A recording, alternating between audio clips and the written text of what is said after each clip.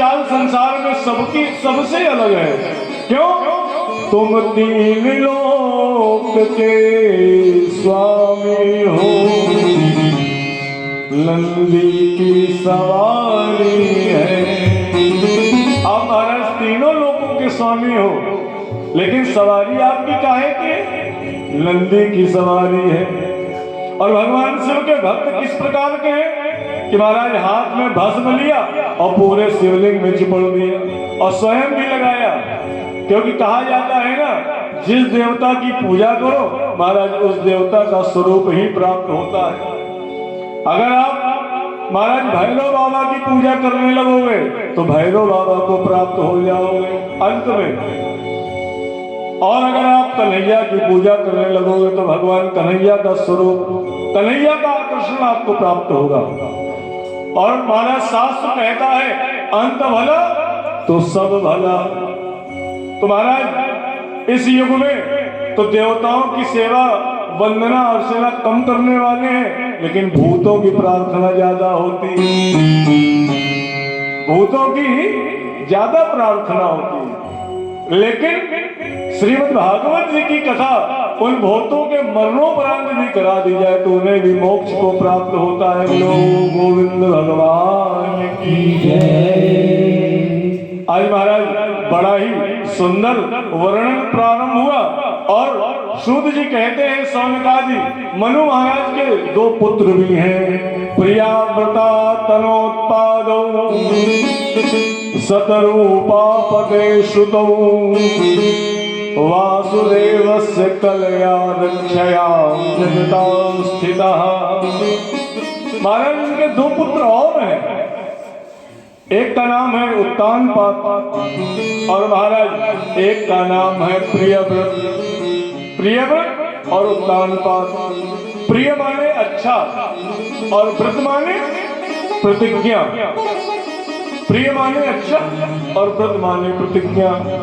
लेकिन इधर महाराज दक्ष प्रजापति की जो कन्या सती है, भगवान शिव ने सती माता को मना किया कि बिटिया बिना बुलाए जा रही हो।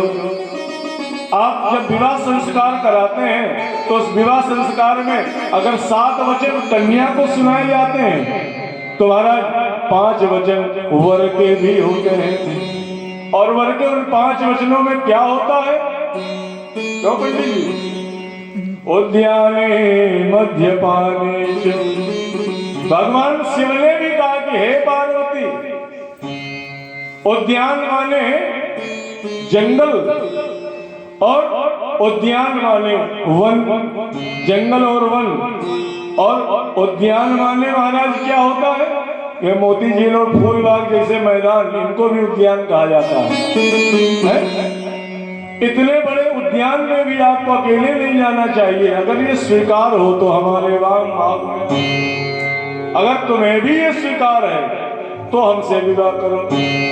पंडित जी बताते हैं ना कि बिना बुलाए अपने घर कन्या को नहीं जाना चाहिए, क्योंकि अब वो पति की ही बातों का अनुसरण करे। माता सती ने इस बात का महाराज पालन नहीं किया। आकाश मार्ग से उन्होंने देखा कि उनकी सहेलियां महाराज सज धज कर उनकी बहनें उस यज्ञ में जा रही हैं, तो माता सती के मन में ये विचार आया, क्यों ना, है तो हमारे पिता, हो सकता है भूल गए होंगे, क्योंकि महाराज इतना बड़ा यज्ञ हो रहा है। भगवान शिव से उन्होंने पूछा कि प्रभु हम इस यज्ञ में जाना चाहते हैं। भगवान शिव ने कहा बिना बुलाए नहीं जाना चाहिए, और अगर आप जा भी रही हो तो ये ध्यान रखना महाराज अपमान जरूर होगा, क्योंकि उस यज्ञ में भगवान ब्रह्मा को महाराज सिंहासन दिया गया और भगवान विष्णु का भी सिंहासन रखा गया, लेकिन भगवान शिव के लिए किसी भी प्रकार का कोई आसन भी नहीं बिछाया गया। जबकि भगवान शिव तो महाराज एक लोटे जल में ही प्रसन्न हो जाते हैं। उन्हें ना स्वर्ण का सिंहासन चाहिए और ना महाराज कोई दिव्य आभूषणों की माला चाहिए। वो तो महाराज और ज्यादा करुणावान है, लेकिन चूंकि दक्ष बड़ा ही भगवान से द्वेष मानता है इसलिए दक्ष ने क्या किया कि भगवान शिव का स्थान ही नहीं रखा और ना ही उस यज्ञ में भोग निकाला।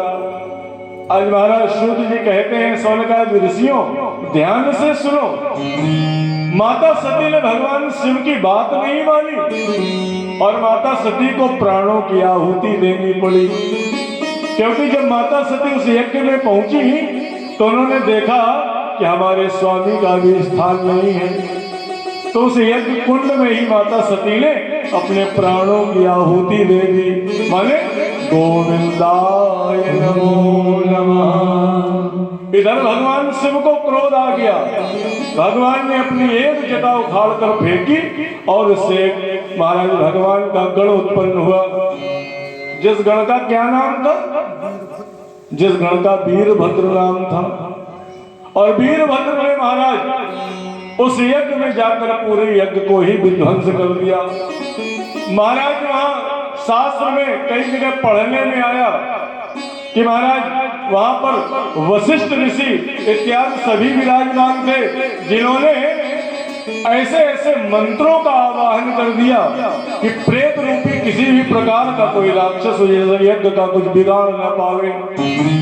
लेकिन भगवान शिव का जो एक गण गया उसने ही संपूर्ण यज्ञ को विध्वंस कर दिया। और वहीं पर प्रमाण आता है कि महाराज वशिष्ठ कुल के ऋषि की दाढ़ी नोच ली गई। तो महाराज कानपुर ही नहीं अखंड भारत में कहीं कहीं वशिष्ठ कुल के भी गुसाई उत्पन्न आज भी हो रहे हैं, जिनके महाराज मुखार बिंद पर दाढ़ी नहीं निकली। पुजारी तो वो चित्रकूट धाम में है, लेकिन भगवान शिव के गण ने उनकी दाढ़ी हिला दी तो आज तक उनके मुखार बिंद पर दाढ़ी नहीं आई। ऐसा देखने में भी प्रमाण है और पढ़ने में भी और सुनने में भी।